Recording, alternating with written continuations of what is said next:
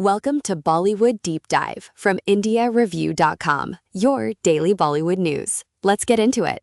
We have so much to talk about today, and I think we should start with some genuinely lovely news. A little bit of sunshine. Please, let's. And it doesn't get much bigger than this. Aamir Khan and Gauri Sprat are officially married. They are. They tied the knot in an intimate ceremony at his Polly Hill house in Bandra.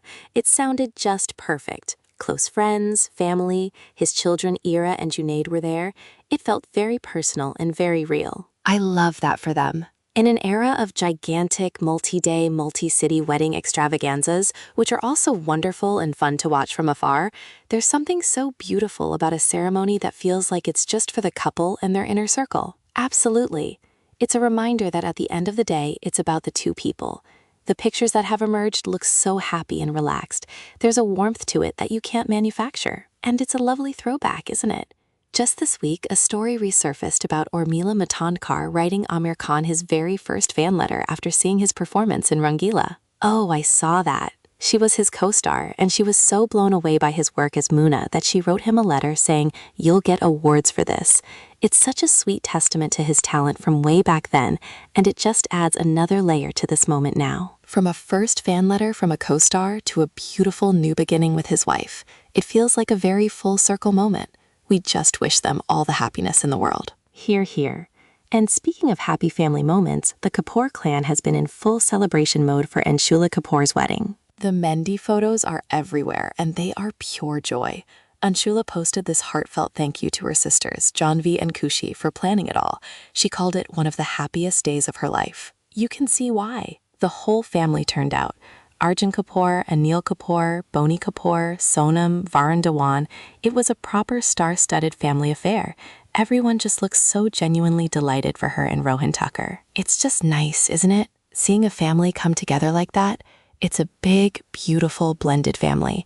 And seeing them all rally around Anshula with such love is just the best kind of news. It really is. In an industry that can be so much about competition and headlines, these personal, joyful moments are the ones that really resonate. From personal joy to professional triumph. Let's talk about the box office, because the first half of 2026 has been, to put it mildly, incredible. Incredible is the right word. The Indian box office has bounced back in a massive way. We're talking a gross of 6,300 crore rupees in the first 6 months. That is a phenomenal number. It really puts to rest all that chatter about whether the theatrical experience is dying. Clearly, if you give audiences a reason to come, they will show up in droves. Films like Dhurandhar: The Revenge and Border 2 have obviously been huge contributors to that massive total. And it's not just one or two mega blockbusters carrying the entire load. We're seeing success across the board. Look at Samantha Ruth Prabhu's film Ma Inti Bangaram. What a run that film is having. On day 16, it crossed the 90 crore mark worldwide. It is officially on track to score a century, as they say. 100 crore for a female-led action film? You absolutely love to see it. Samantha is just a powerhouse. She has this incredible screen presence, and audiences connect with her so strongly. This success feels so earned. It sends such a powerful message, doesn't it? That you don't need a male superstar to anchor a massive action film. A compelling story with a charismatic, powerful female lead can absolutely bring in the numbers. She is the hero of the film, full stop. And the audience responded. It's also great to see other films finding their footing. Ram Charan's Petty is posting solid numbers. Even Akshay Kumar's Welcome to the Jungle has its own box office tracking story.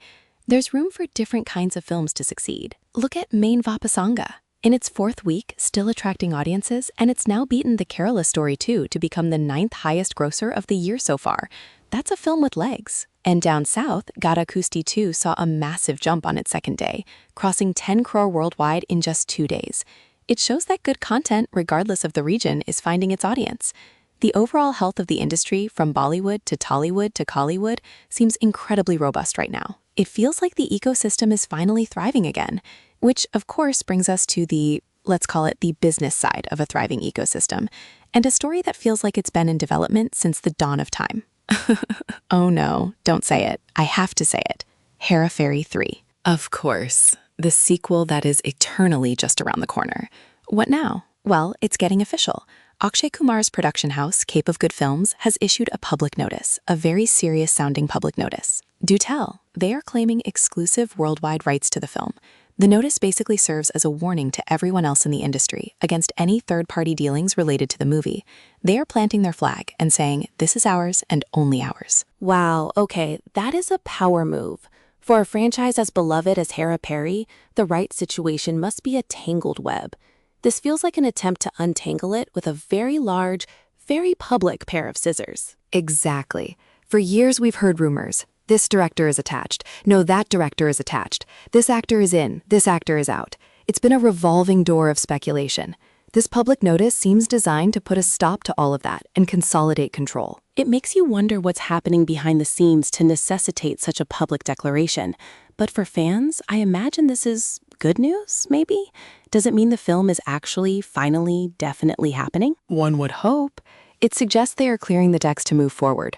But with Hera Pheri 3, you just never know. It could be another 5 years before we see a trailer. At this point, the making of Hera Pheri 3 could be its own movie, a very, very long legal thriller. Speaking of the machinery of the industry, there's a really interesting conversation happening around working conditions, sparked by Deepika Padukone and now amplified by Kajal Agarwal. Right, this was about Deepika's demand for an 8-hour shift, and Kajal came out in full support, saying she has similar clauses in her own contracts. I think this is such an important discussion. The film industry is notorious for its grueling hours.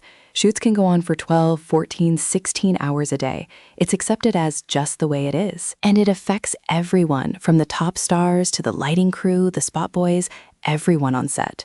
For actors of their stature to be pushing for more regulated, humane working hours, it has the potential to create real change. It's about sustainability. You can't consistently do your best creative work when you're exhausted. It's also a basic labor rights issue. Kajal backing Deepika shows a sense of solidarity that's really heartening. It's not just one person making a demand, it's a growing conversation. It feels like a mature and necessary evolution for the industry. And speaking of a different kind of industry support, I loved the story about Zoya Akhtar and Rima Kakti's company, Tiger Baby. Oh, this was wonderful. They came on board to co-produce an independent documentary called Turtle Walker after the original team ran out of funding. That's just fantastic. It's so easy to be cynical about the big production houses, but this is a case of established, successful filmmakers using their resources and their platform to lift up a smaller, independent project they believe in. It really is. It ensures that a story that might otherwise have never been finished now gets to be seen. That's using your power for good. It's the opposite of a public notice about film rights. It's a quiet act of creative generosity. A beautiful contrast.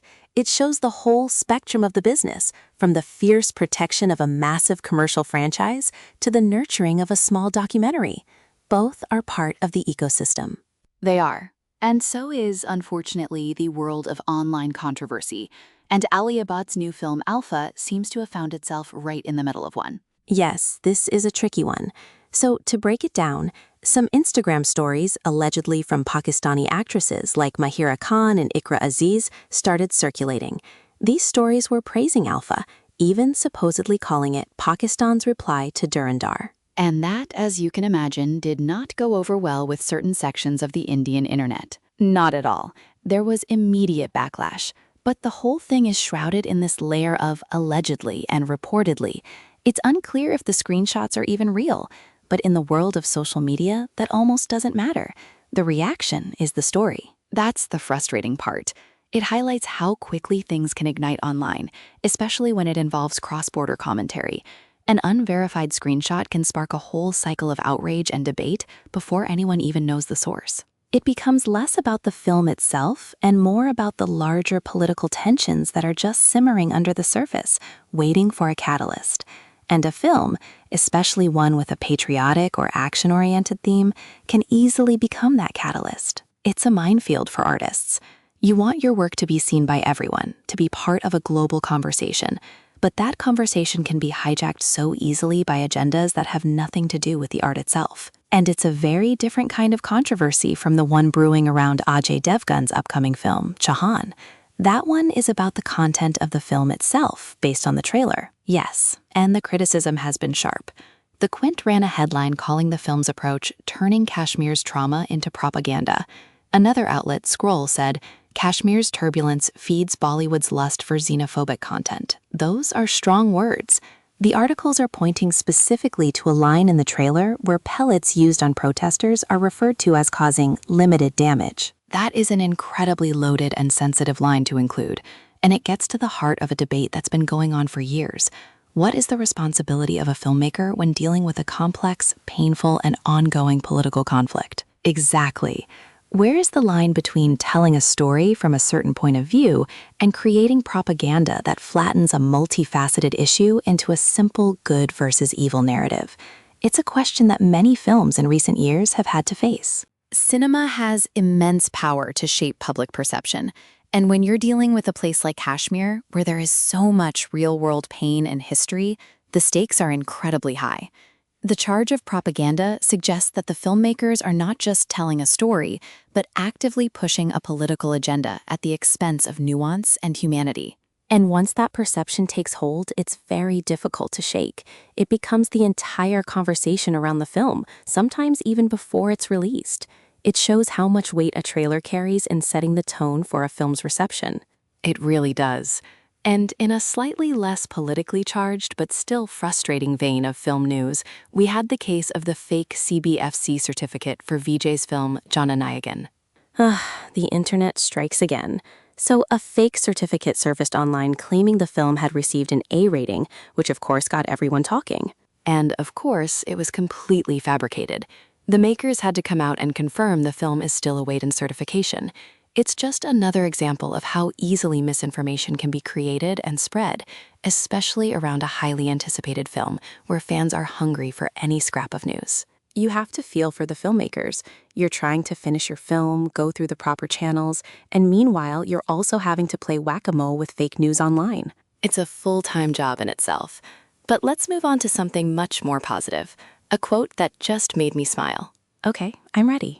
It's from Arshad Warsi, and he was talking about why he agreed to be in Aryan Khan's directorial debut. He said, "You simply can't say no to SRK." That's lovely. It's so simple and so true. It speaks volumes about the respect and affection that Shah Rukh Khan commands in the industry. It's not about a transaction. It's about a relationship. Exactly. Arshad spoke about his bond with Shah Rukh Khan, and it just added this layer of warmth to the whole project. It's not just Star Kid gets a big launch. It's respected industry veteran signs on because of his love for the father. It's a story of goodwill, which is always nice to hear. It feels genuine. And while we're on big stars, we have a quick production update on Prabhas's new film, Fozzie. This sounds epic. He's currently in Hyderabad filming a crucial World War II sequence. They've apparently recreated an entire 1940s Japanese army camp at Ramoji Film City. Wow, so this is a full-blown period war drama. That's a huge undertaking. The scale of that production must be immense. It's always fascinating to hear about these massive sets being built. It's real movie magic. It is.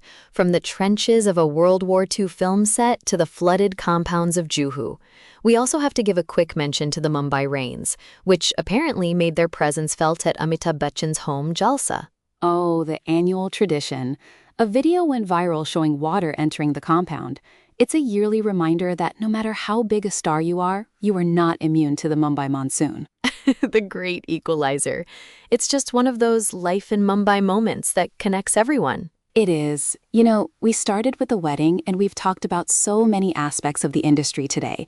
The box office highs, the legal lows, the controversies, the sweet moments. It's been a packed week. It really has. But I want to end on one more sweet, nostalgic note if we can. A little throwback. Let's do it. Tanaz Irani has been sharing some memories, and she recalled being on the set of Kuch Na Kaho and noticing the spark between Aishwarya Rai and Abhishek Bachchan. Aw, I love stories like that. From someone who was right there, watching it unfold before it was a public story. She said she could just see the chemistry between them. And look at them now, years and years of a strong, beautiful marriage later. It's a reminder that amidst all the chaos of a film set, real life and real love stories are happening. It's the perfect way to wrap things up. From Aamir Khan's new marriage to a look back at the beginning of another iconic Bollywood couple's journey. It all comes back to human connection. It really does. It's why we love these stories and these films in the first place. Absolutely. What a week. I'm excited to see what the next one brings. Headlines say heartbeats tuck. You've been listening to Bollywood Deep Dive from IndiaReview.com. Come back tomorrow. Namaste.